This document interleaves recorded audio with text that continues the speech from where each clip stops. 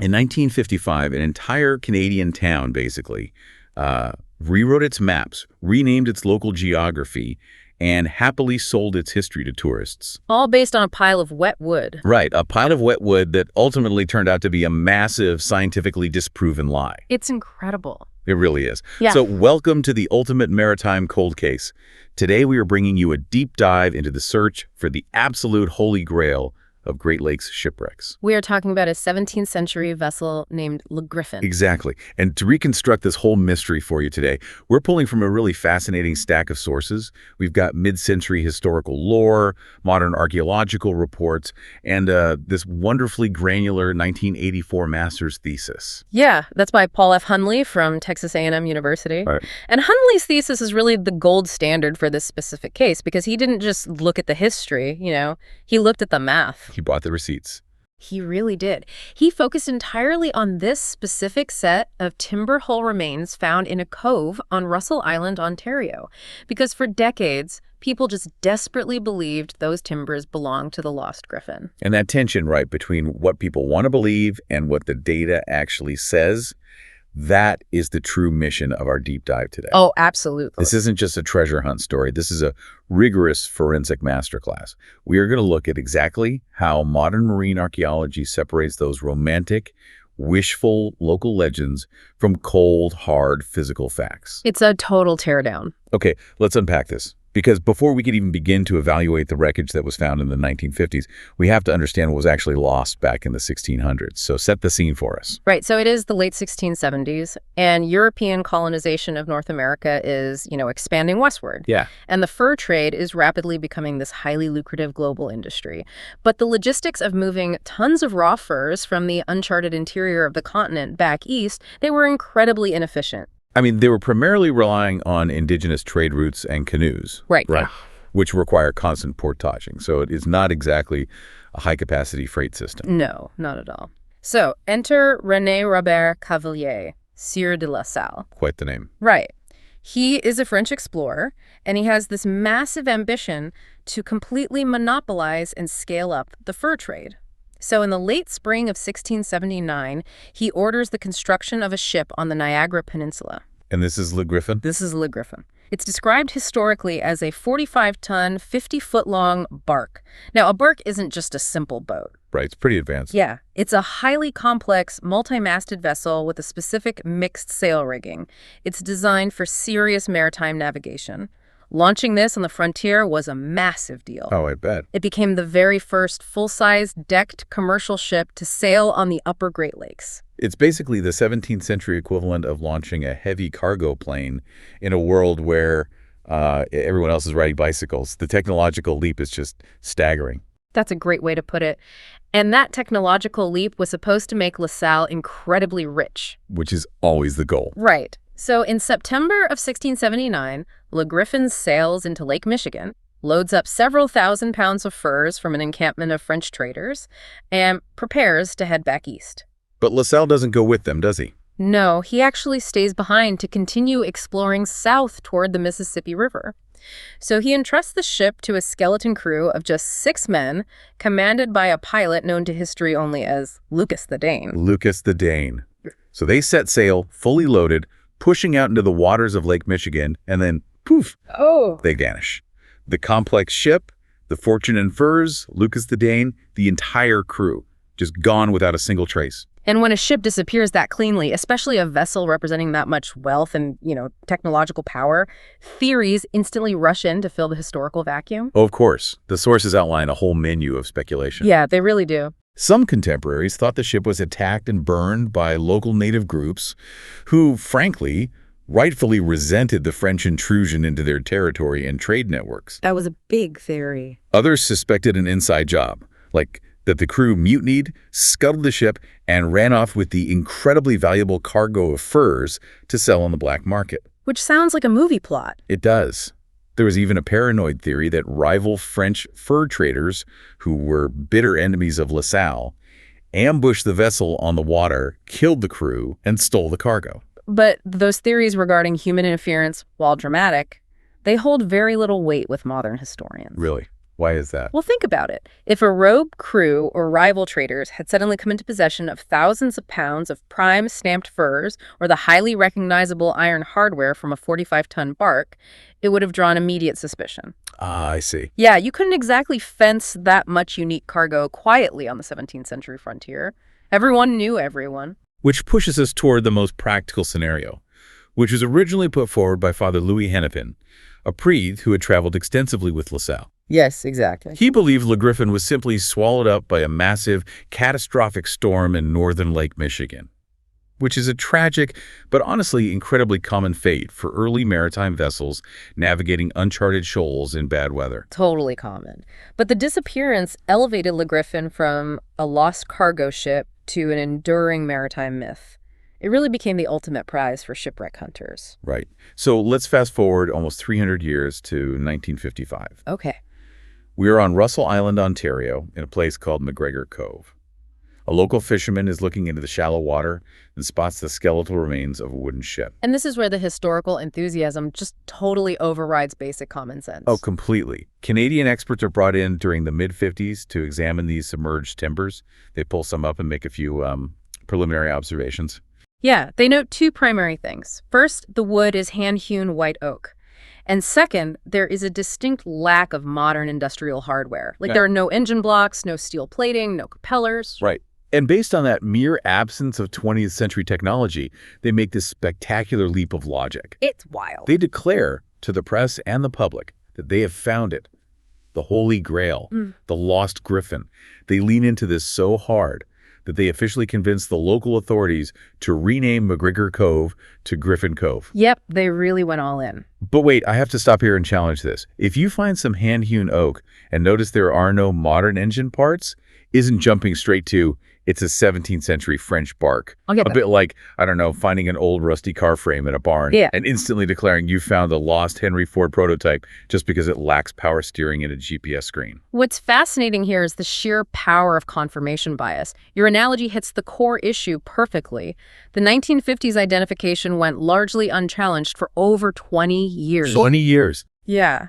And not because the underlying science was sound, but because the local community desperately wanted the myth to be real. I mean, I get it. The tourism industry saw a massive financial opportunity. Oh, huge.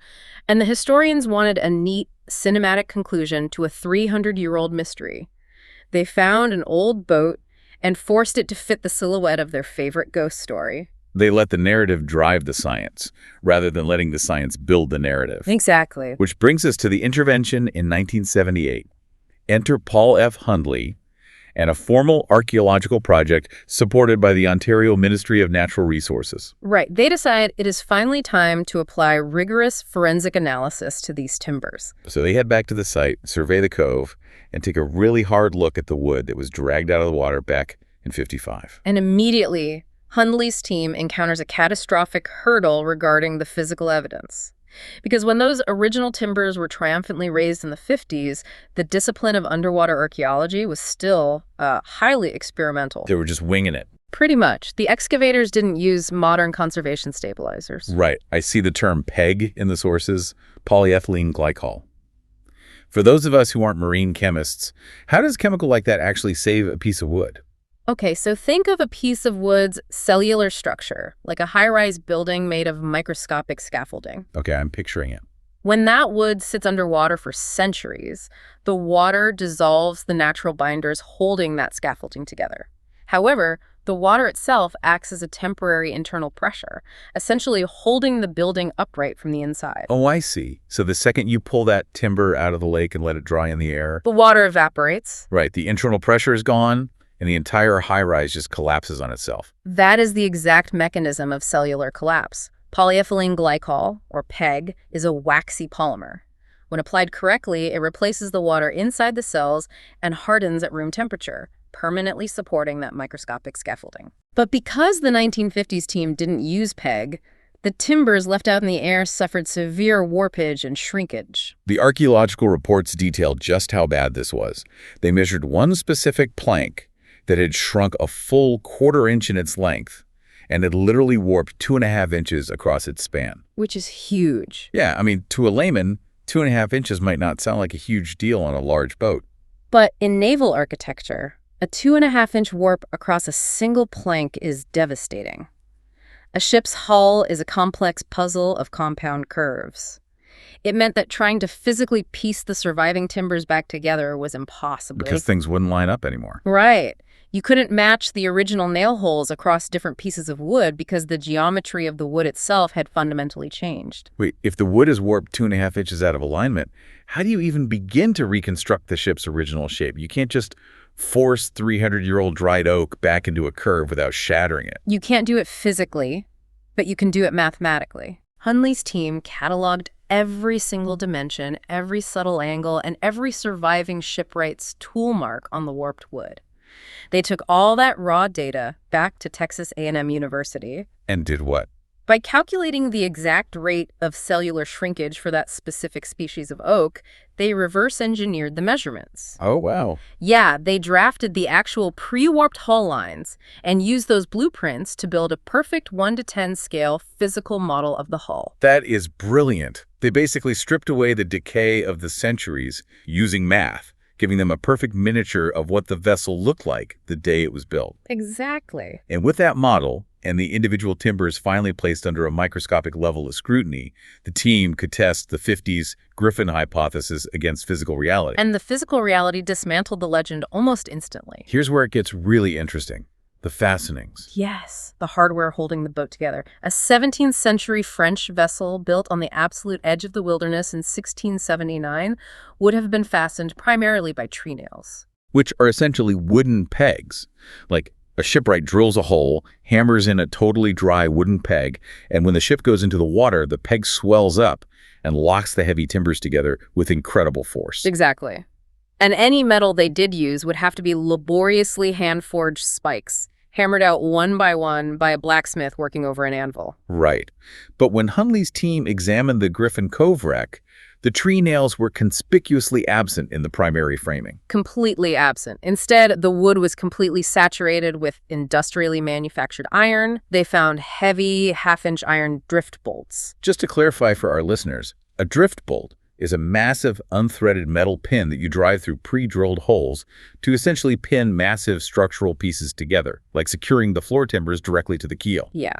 Furthermore, for the lighter framing, the archaeologists found machine-cut square nails, specifically measuring 0.375 inches and 0.25 inches. Okay, wait. How does an archaeologist look at a heavily rusted nail from a shipwreck and know for a fact that it was made by a machine rather than a guy with a hammer in 1679? It comes down to the metallurgy and the manufacturing marks. Hand-forged nails taper unevenly on all four sides because a blacksmith is striking them repeatedly. Okay. But machine-cut nails are sheared from a single flat sheet of iron by an industrial press. So even with heavy rust, archaeologists can identify the uniform thickness on two sides and the parallel shear marks from the factory blade. Which is a dead giveaway. Exactly. The technology to mass-produce machine-cut square nails simply did not exist anywhere in the world in the 17th century. It didn't emerge until the late 1700s and early 1800s. So the hardware definitively proves it's not the Griffon. Mm-hmm. But they didn't stop at the nails. They took this forensic teardown all the way to the chemical profile of the wood itself. They did. Now, at this point, you might be thinking, why didn't they just radiocarbon date the wood to see how old it was? Because radiocarbon dating is an incredible tool, but it has a standard margin of error of about 50 to 100 years. Oh, right. And for a shipwreck in the Great Lakes, a 100-year margin of error is the difference between a legendary 17th century French exploration barque and a completely mundane 18th century British transport barge. They needed exact forensic chronologies, not wide estimates. So instead of carbon dating, they looked at the degradation of the wood's internal chemistry.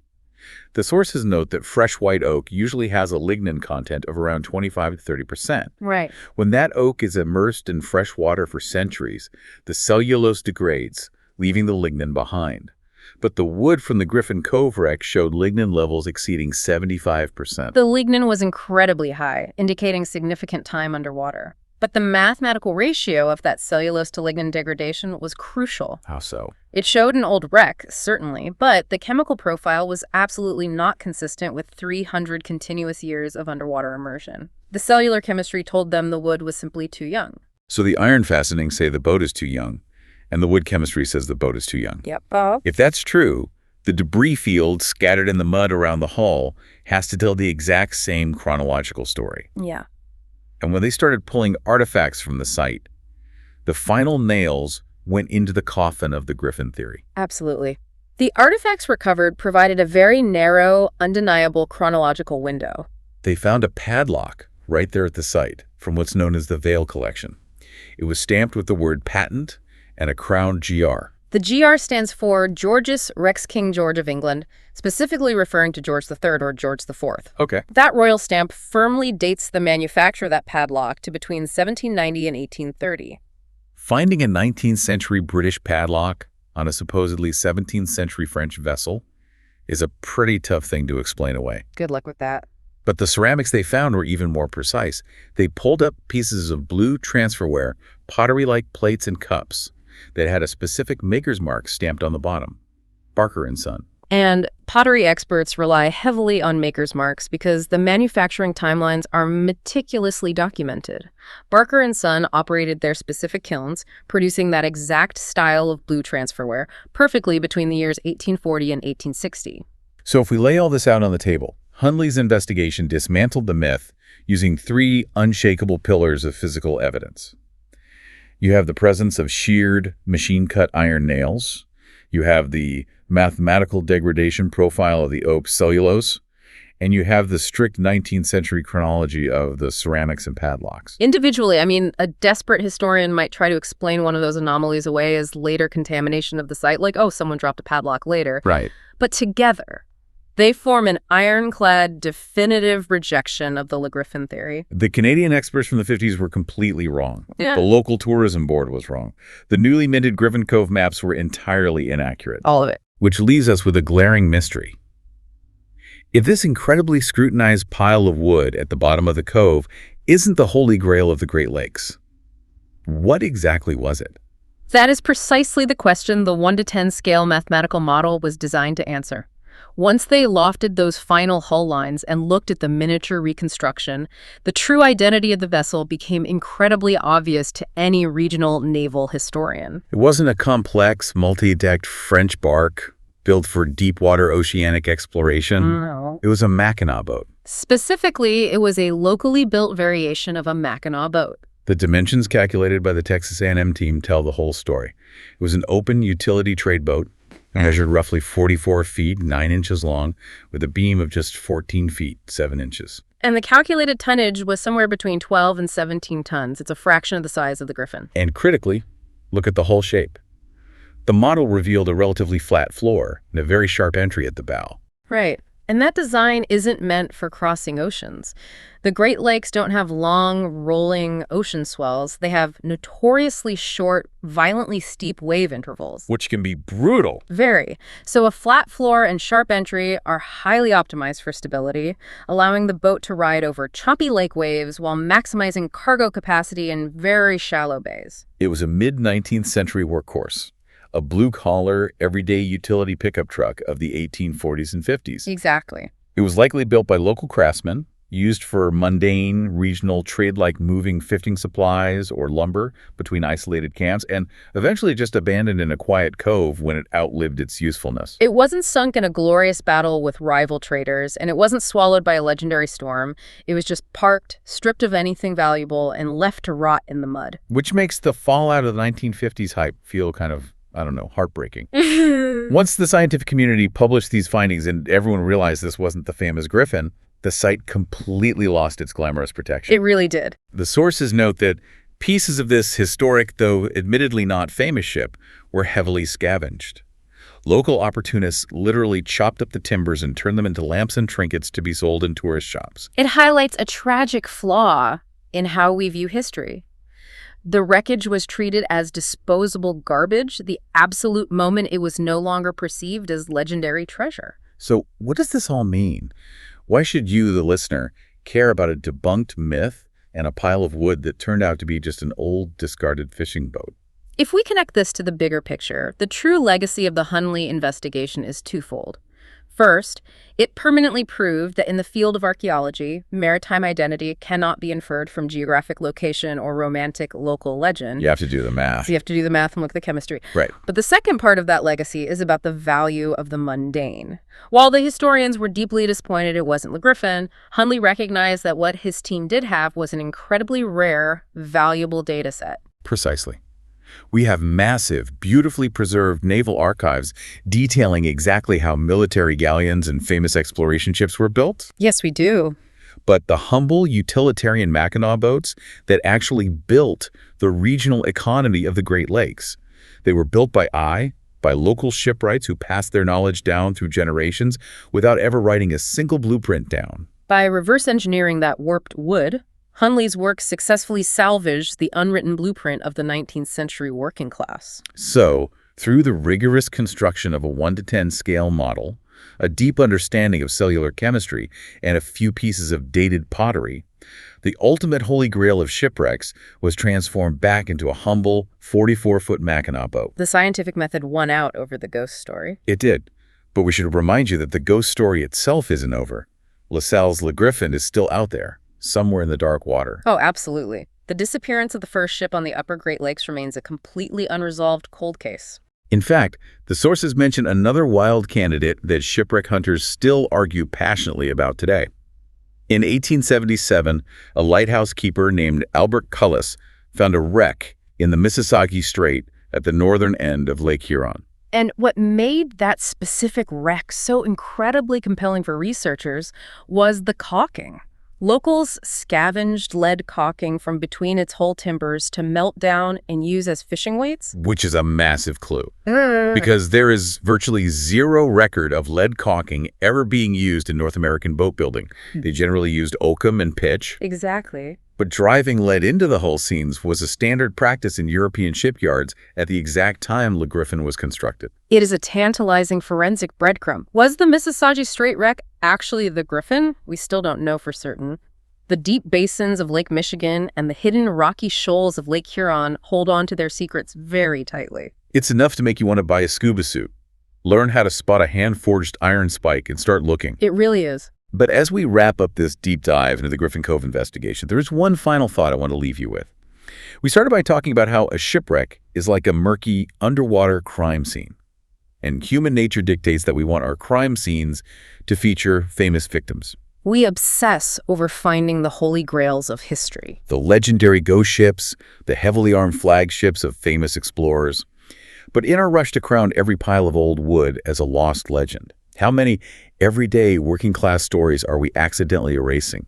How many forgotten sailors of the utilitarian Mackinaw trade boats do we ignore or literally chop up into tourist lamps simply because their contribution to history wasn't famous enough to be the treasure we were looking for?